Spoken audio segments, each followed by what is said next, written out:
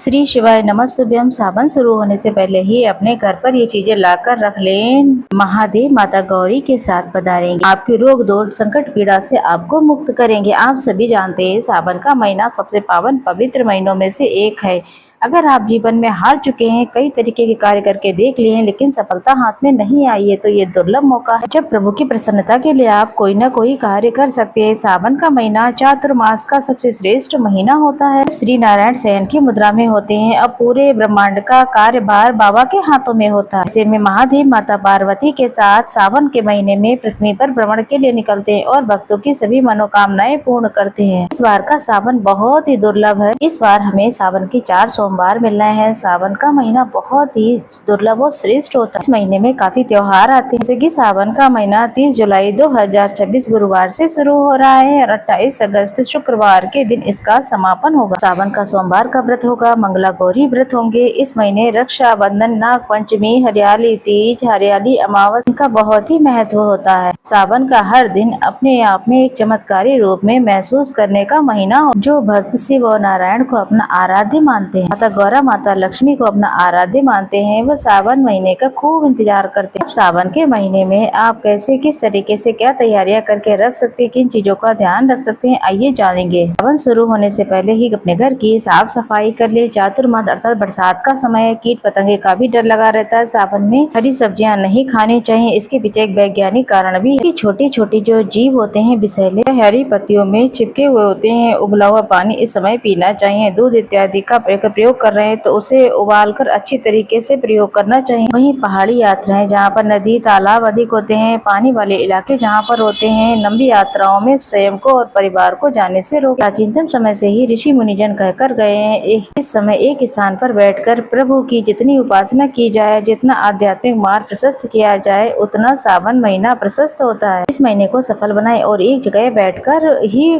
पूजा पाठ करें, घर की साफ सफाई करें, द्वार पर हल्दी कुमकुम का महादेव की प्रसन्नता के लिए प्रयास करें। महादेव की प्रिय वस्तु घर पर लाकर रखें। महादेव की प्रिय वस्तु जिस घर में होती हैं, जिस घर में महादेव की स्वागत के लिए पहले से ही तैयारियां हो जाती हैं। महादेव हमारे सरल सी भक्ति, आपका निष्कपट मन ही उन्हें प्रिय है। एक लोटा जल सब समस्याओं का हल कहा गया है। इस महाकाल के चमत्कारी महीने में महादेव की प्रसन्नता के लिए बहुत सरल सी पूजा की गई है, जिसका विवरण चैनल पर जल्द ही उपलब्ध हो जाएगा। आप सभी जानेंगे सावन का महीना शुरू होने वाला है, तो मैंने सोचा कि इस वीडियो को आपके सामने प्रस्तुत किया जाए। विशेष सावन के महीने की आध्यात्मिक जानकारी और अपने आप में श्रेष्ठ जानकारी।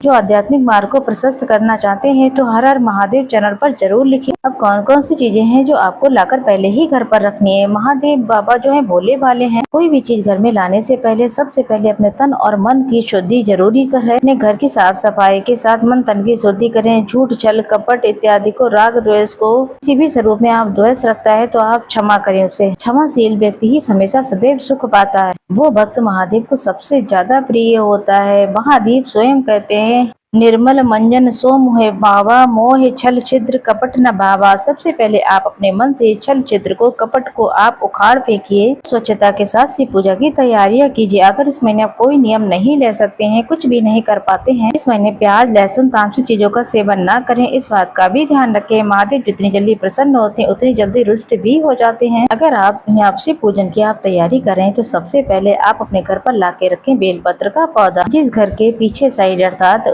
पूर्व या फिर उत्तर दिशा में बेलपत्र का पौधा घर में होता है, सुबह शाम उसमें दीप दान होता है। महादेव उस घर में साक्षात वास करते हैं और सौभाग्य खूब देते हैं। बेलपत्र का पौधा सावन शुरू होने से पहले से सावन के महीने में अपने घर में लाकर रोपित कर लेना। इससे वंश वृद्धि होती है, सौभाग्य बढ़ता है। बेलपत्र पेड़ की जड़ में बैठकर अगर आप पार्थिव शिवलिंग पूजन करते हैं तो आपके जीवन में ऐसा चमत्कार होता है कि आप खुली आंखों से किस स्वरूप में होगा आप देखते रह जाएंगे। महादेव को सबसे ज्यादा प्रिय है रुद्राक्ष। रुद्राक्ष हर स्वरूप में सुख देता है। रुद्राक्ष माला हो, किसी भी रुद्राक्ष का जल हो, महादेव की शिवलिंग पर किसी भी स्वरूप में जप इत्यादि करते हैं तो रुद्राक्ष लाकर जरूर रखें। एक छोटा सा शिवलिंग जी हाँ, आप अपने घर के मंदिर में जाकर के जरूर रखें। साथ के साथ पार्थिव शिवलिंग बनाने के लिए मिट्टी जैसे कि आंवला, बड़, पीपल, बेलपत्र, इन पेड़ों की जड़ों से थोड़ी सी मिट्टी अपने घर पर लाकर रखें। सावन के महीने में प्रतिदिन छोटा सा शिवलिंग बना करके सावन शिवरात्रि में पार्थिव शिवलिंग पूजन करें तो बहुत ही चमत्कार आपको अच्छा सा देखने को मिलेगा। कहीं भी आपका जाना हो किसी पवित्र नदी के तट पर पवित्र वृक्षों की जड़ में तो कहीं से मिट्टी अपने साथ जरूर लाएं। चांदी की बेलपत्र शिवलिंग पर चढ़ाना बहुत ही शुभ माना जाता है। एक दिव्य और गोपनीय वस्तु भी मैं आपको बता रही हूँ, उसको भी ध्यान से सुनने से कि भस्म,